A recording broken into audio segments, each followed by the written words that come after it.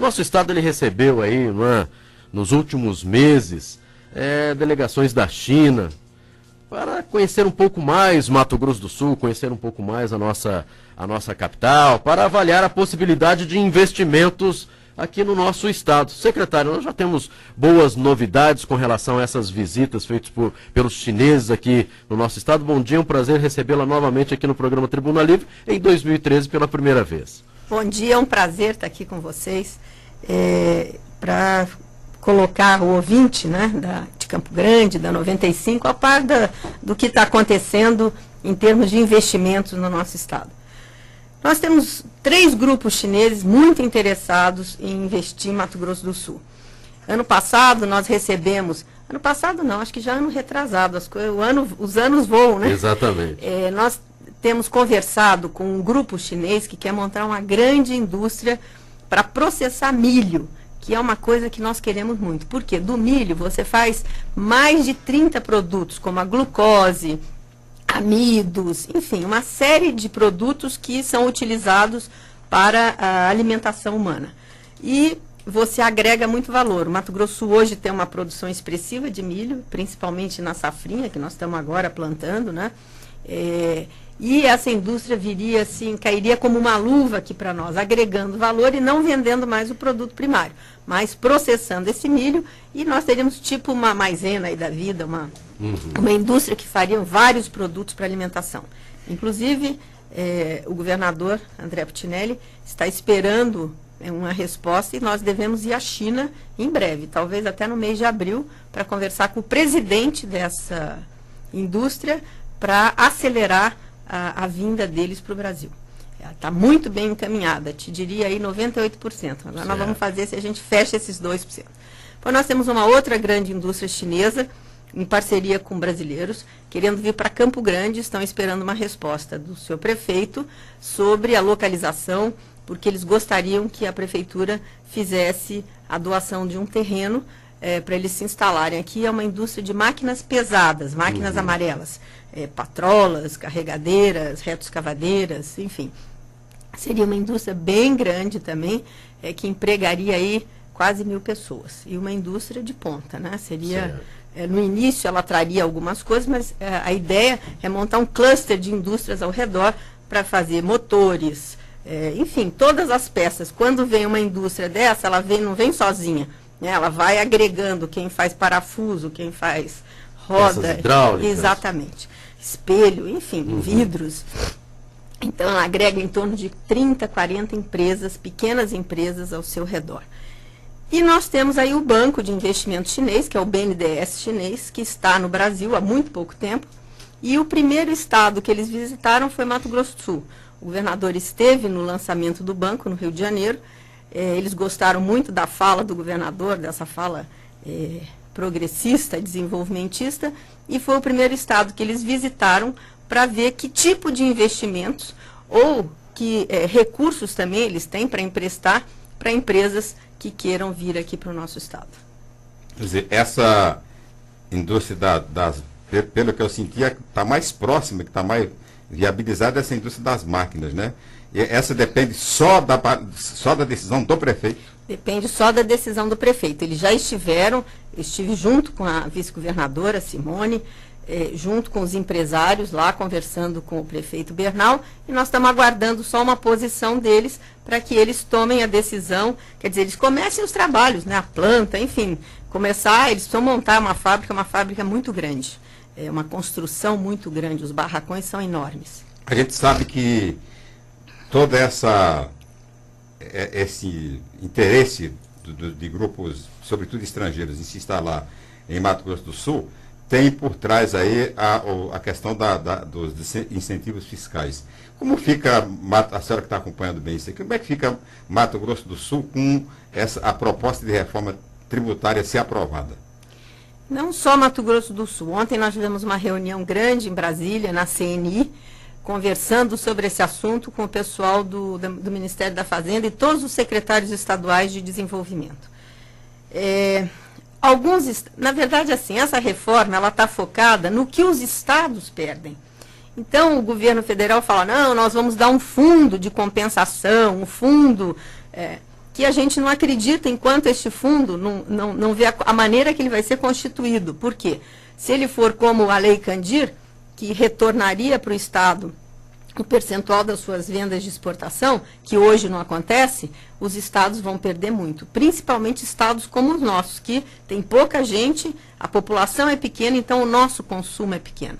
Então o Estado até perderia menos, o governo, né, em termos de arrecadação, se realmente esses fundos acontecerem de uma maneira concreta, que faça sol, faça chuva, é constitucional, o dinheiro vem, independente de orçamento da União.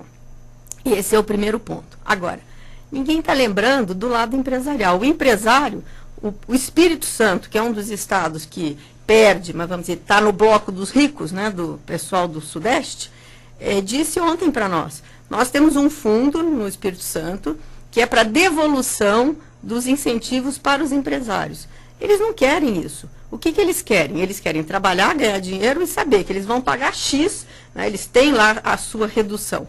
É muito difícil a devolução desse dinheiro para os empresários. Então, já começa por isso. Segundo, nós que somos estados mediterrâneos, diferente do Espírito Santo, que está lá no Porto, que tem outras opções, nós temos um problema muito grande da competitividade na logística. O frete, para chegar, muita coisa vem do Porto para cá para ser montado. Depois tem que voltar para os centros consumidores. Então, o incentivo ele acaba cobrindo esse diferencial de frete. E é aí que as empresas se tornam competitivas. Por quê? Aqui elas têm mais facilidade, as coisas rodam mais fácil do que em São Paulo. Enfim, é mais simples a convivência da empresa num estado pequeno como os nossos do Centro-Oeste do que numa São Paulo. Agora, as empresas, os empresários acham, e a gente sabe disso, que nós vamos ficar presos ao nosso tamanho.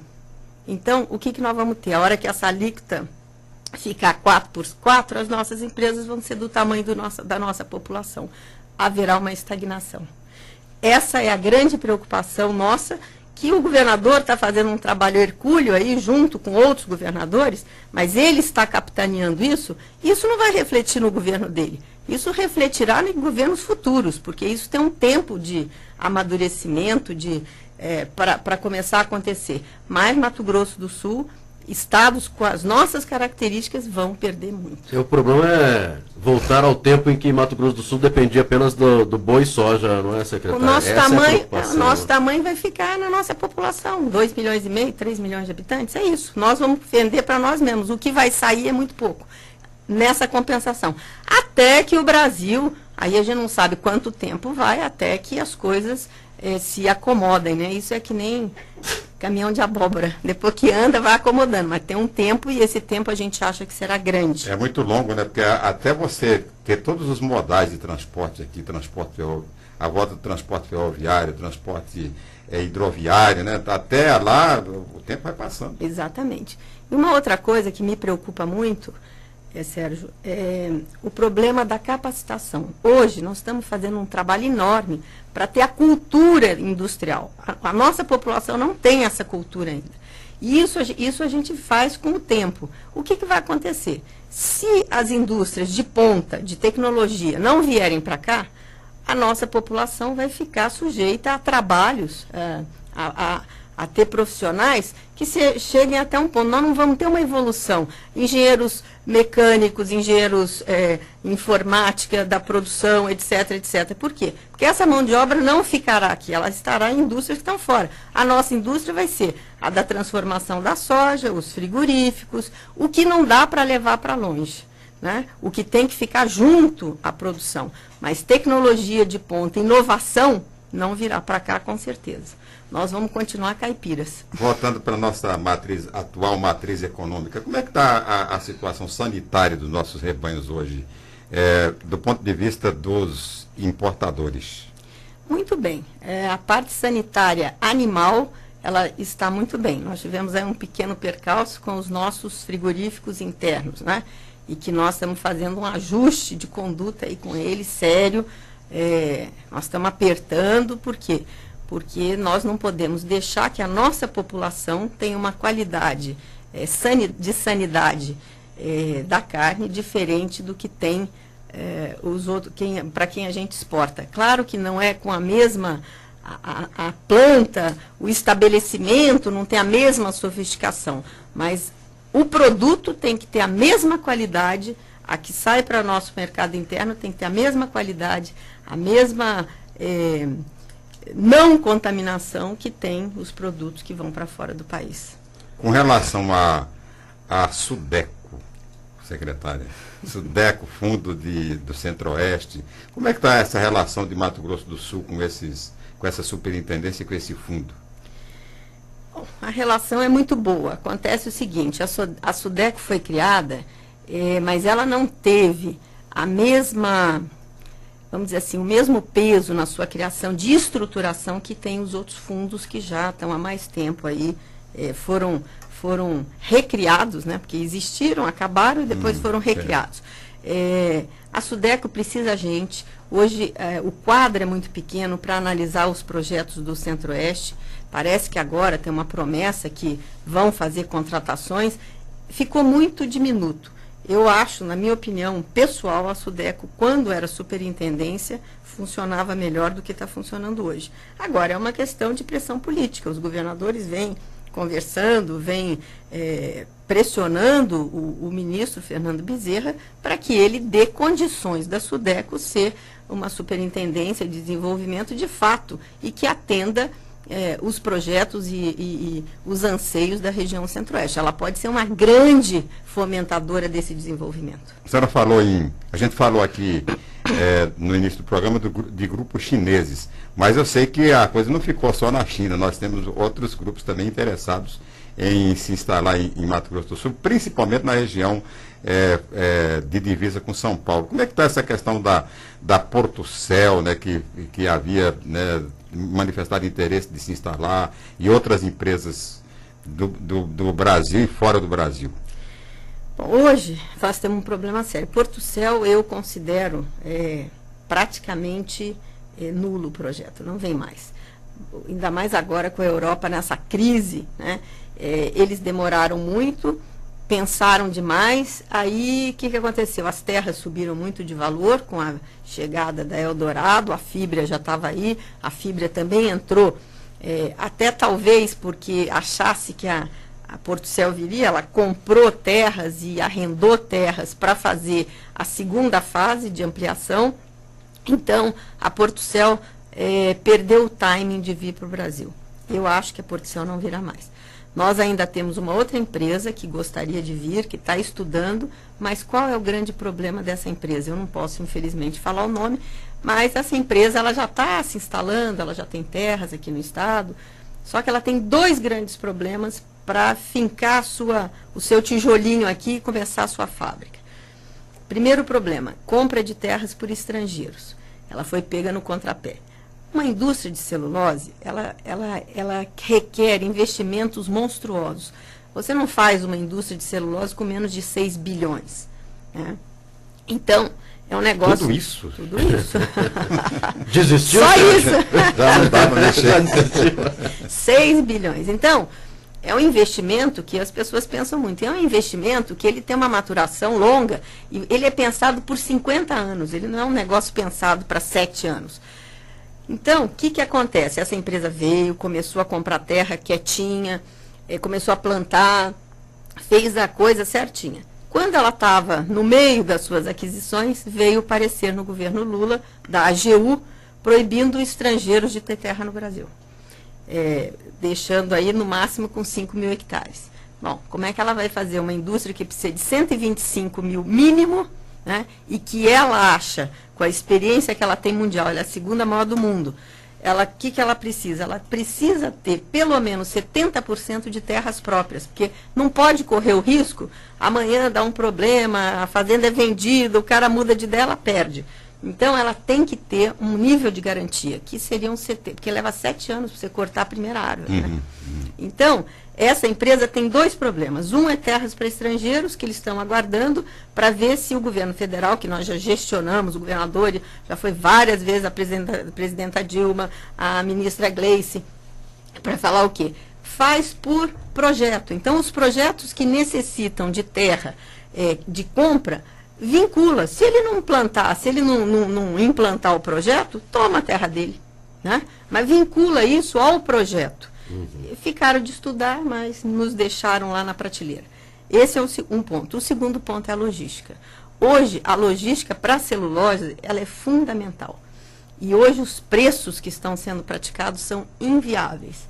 Então, essas indústrias que estão aí postas estão sofrendo com isso, né? A margem acaba ficando mínima, porque o frete até o porto e o porto, porque a celulose não pode ser contaminada. Ela tem que ter um porto especial, um embarque especial. Ela não pode estar junto de soja, não pode ter poeira. É cheio de coisas essa atividade para poder ser exportada.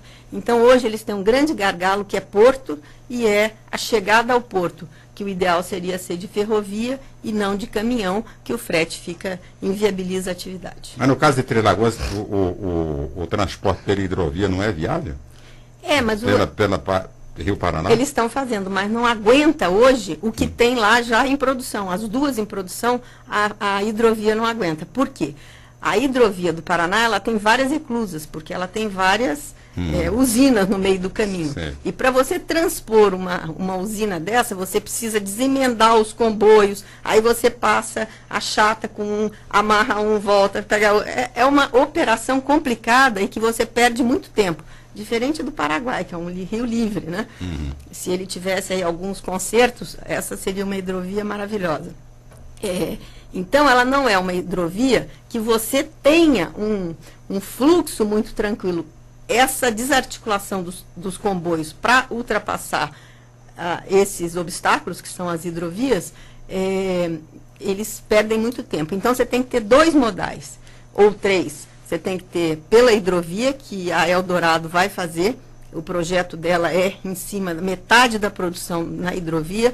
A ferrovia, que nós temos 2, pode ir por Santos através de Bauru, né, na antiga Noroeste, aí, que é Ferroeste, e também vai poder ali pela ferrovia Ferronorte, a do Lacira ali, que passa por Aparecida, né?